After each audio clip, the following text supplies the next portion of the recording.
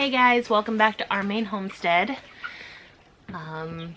So we typically put out a video on Tuesday and Friday. It's Sunday when this one will be put out. It's actually Sunday. So and so part of the reason of this video is to explain why. But there's just a lot going on right now. So I'll let Francesca. So this past week has kind of been a hard week. Wednesday we found out, on Wednesday we got a phone call saying that I've got cervical cancer, and so our minds have been a little bit elsewhere and we haven't really been able to focus on just about anything else. So that's why, that's why we're kind of off schedule right now. So we didn't post anything last week, and it's Sunday and we're just now posting something. But that's kind of the reason why. Yeah, and it's we feel very optimistic on her prognosis, and we think it's early. We don't know yet. She has a CT scheduled for Monday, tomorrow.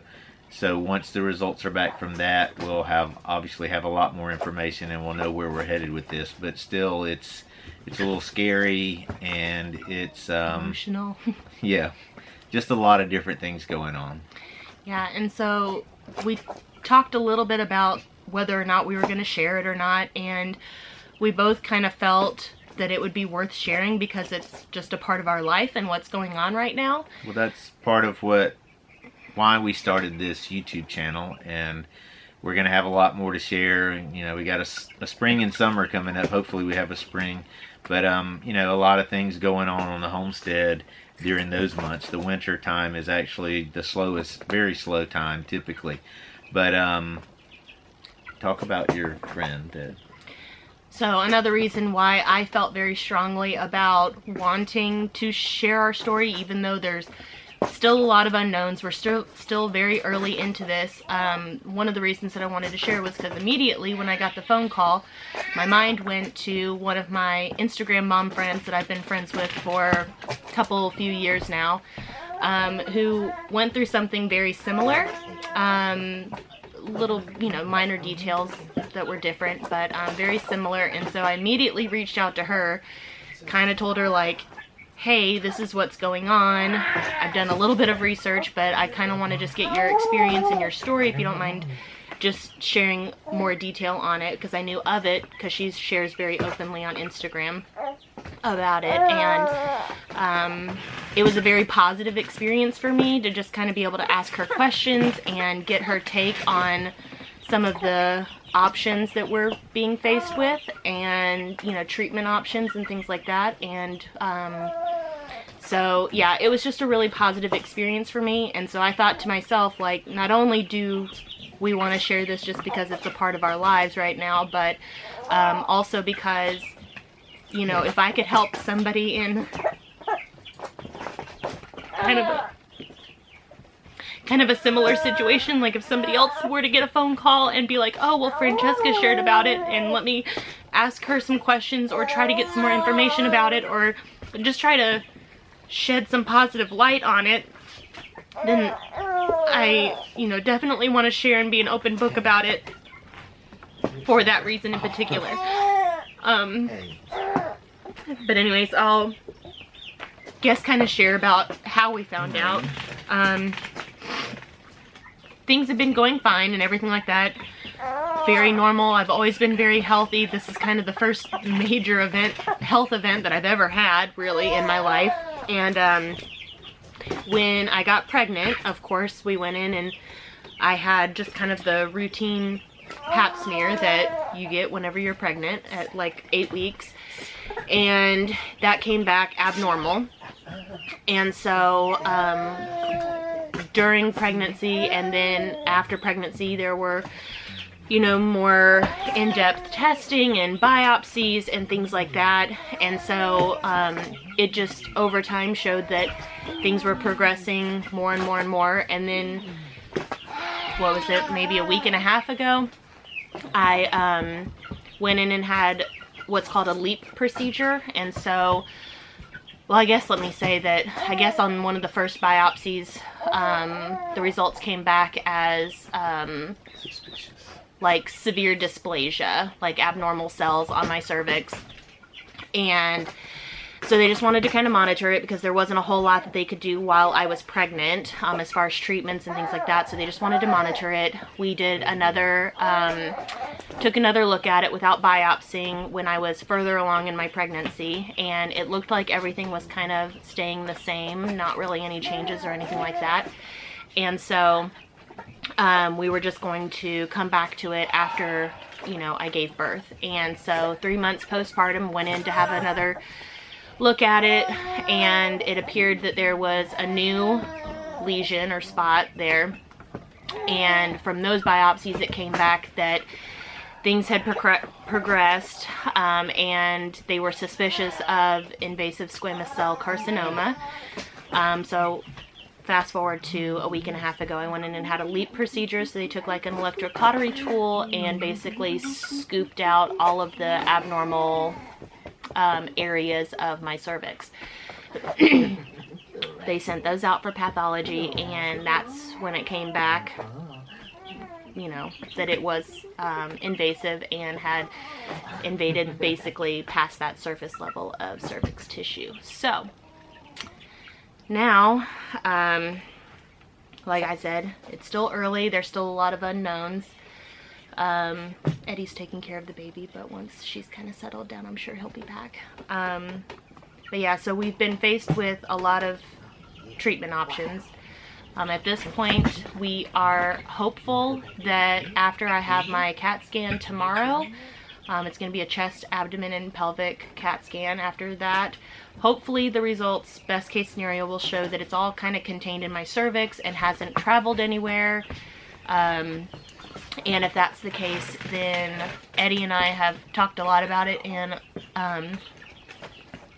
we're leaning toward, or not leaning towards, we've decided on having a hysterectomy. Okay. So I've never had like a big surgery or anything, so that's kind of scary to think about, but it would give us the best options to basically be done with it and hopefully not ever have to like think about this again, except for, you know, yearly follow-ups and things like that, just to make sure that nothing's changed. But that's kind of a surefire way to kind of just get rid of everything. Hopefully, best case scenario, again, I get to keep my ovaries and don't have to take any hormone replacement or anything like that. And with that scenario, I also would be able to continue breastfeeding, which has been probably the most taxing on my emotional and mental state right now. Because if it's progressed any further or has spread anywhere, then I'd have to go probably do radiation or chemo, and that would mean that I'd have to stop breastfeeding entirely. And although in the grand scheme of things, Emery will be just fine, you know, just all that, it's okay, babe. Even though Emery will be just fine and she'll turn out just fine, whether or not we have to do formula or anything like that, that's going to be a huge adjustment for the both of us. And if you follow me on Instagram, you know that yesterday I posted that it had been kind of an emotional and stressful day because we're practicing bottle feeding occasionally, like trying to do that more and more so that she gets a little bit more comfortable with it, because I mean, she's only ever had a bottle like twice in her life. And yesterday it did not go very smoothly at first. We had a lot of just frustration and stress and trying to make the best of the situation. Like anything else, pretty much any of us do for the first time. Change is not fun typically, and there's a learning curve. Yeah, so definitely. she's a baby, so she had to learn. Yeah. But she did good. Yeah, she ended up yesterday afternoon. She took a bottle just fine. No, that's okay. You can. Hey. Yeah. Yesterday afternoon she took a bottle fine and she ate it all, but still, even though she was getting used to it, it still was very emotional and just sad to think about that we have to do this in general. And the reason that we were practicing is because for 24 hours following my CT, after I get medication to do the contrast study on it, I have to pump and dump. So I've been inhaling like mother's milk tea and oatmeal and all sorts of stuff, and basically That is supposed to increase your milk supply. yeah, both of those things are supposed to like increase milk supply. And then of course pumping basically around the clock, because if you know anything about breastfeeding, it's basically a supply and demand thing. So if I'm constantly trying to get milk or whatever, then the supply will go up. So yeah, doing all those things in preparation for a whole 24-hour period where she's gonna have to drink from a bottle. So yeah, possible treatment options. Hopefully, best case scenario, hysterectomy. Kind of worst case scenario, I guess, at this point is radiation and chemotherapy. Again, I'm having my CAT scan done tomorrow, and then luckily we have a telehealth appointment with the gynecologic oncologist's office, which they're down in Portland. So that's like a 4-hour drive for us. And then of course, you know, we're not super pumped about the idea of going into like a major city, especially with a 4-month-old baby, just, you know, with everything that's going on. And so luckily we're able to do a telehealth appointment with them, and so that's in like a couple weeks. So we'll definitely know more after a CT, and then of course, you know, having that meeting with them and stuff like that. Sorry, I'm keep referring to my notes because I knew that I wasn't gonna have a good train of thought here. Anything else that you want to say about just treatment options or? Oh, it's so early. So once the CT's back, we'll know a lot more, and you know, then we'll be able to have a real plan, we hope. And I said earlier, but we're very optimistic that we caught this early. The CT's going to be fine, and we can move forward. It's not fun, but you just have to, you know, a lot of things in life aren't fun. You just have to do what you have to do and get it taken care of. And once we do, we'll move on, and everything will, you know, fall into place. Yeah. So we're still a little bit just, I guess, kind of in shock because it's happened so quickly. I guess, you know, from what we've been told and what I've researched, from the time you have like your abnormal pap to actually developing cancer, typically it's like a span of like 5 to 10 years. And then there's this small percentage of women who go from point A to point B in less than a year. So, yeah.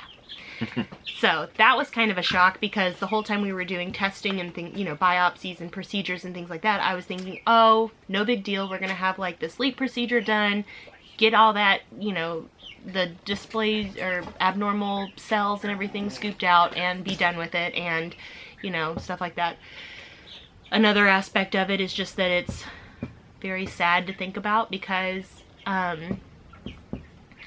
whether or not we go down road A, which is straight to a hysterectomy, or road B, which a lot more would probably end up resulting in a hysterectomy in the end anyways, along with, you know, radiation, chemo, things like that. Obviously, future fertility is a no-go. And so one thing that Eddie and I had talked about for a while, of course, ever since we got pregnant with Emery, was that it would be nice to at least have one sibling that's close in age. She does have 2 older sisters. They're adults, so they're actually closer to my age. But they love her, and they're her sisters. But we liked the idea of maybe having another baby that was closer in age, just so she could grow up with a sibling. But that's kind of out the window now, which we're at peace with. I mean, it's really sad to think about, but we're okay as far as that goes, just because we're very, very happy that we have Emery, and very much at peace with, like, her being an only child. Yeah, most of the time. Just kidding. Again, it's just sad to think about, but it's not like, I don't know. It's not like, I don't know how to explain it. And then, of course, like a big surgery or something like that, and all of the unknowns that we're still unaware of because we're so early in this process, is just kind of scary to think about. So everything's just very up in the air right now. Again, everybody is very optimistic, and everybody involved thinks that we've caught this very early. So we have high hopes that we'll be able to kind of get back to normal life sooner rather than later. We will. Yeah. Any other thoughts or emotions or anything you want to chat about? Okay. So we will keep you guys updated as things progress and we get, you know, things unfold in this story. And yeah, thank you so much for following along, for understanding. And if you guys do like prayers or good vibes or good thoughts or healing wishes or whatever, definitely send them my way. And they're very much appreciated. And thank you so much for all of like your love and support and compassion and just everything, because and we'll have more videos before too long. I'm actually working on one now, but it takes a little over a week. So yeah, but so, yeah, we'll kind of get back to normal. We're not YouTube going away. content. We both really just wanted to let you know what was going on, and you know, it's just again part of our life. And thanks for kind of tuning in and following along. Yep. And we'd love to hear comments or questions, especially if you've been through anything like this, or you know, just want to shed some positive light on it. That would be great. It's definitely needed right now. And yeah, I think that's about it. So thanks, guys. Thanks. We'll talk to you guys soon.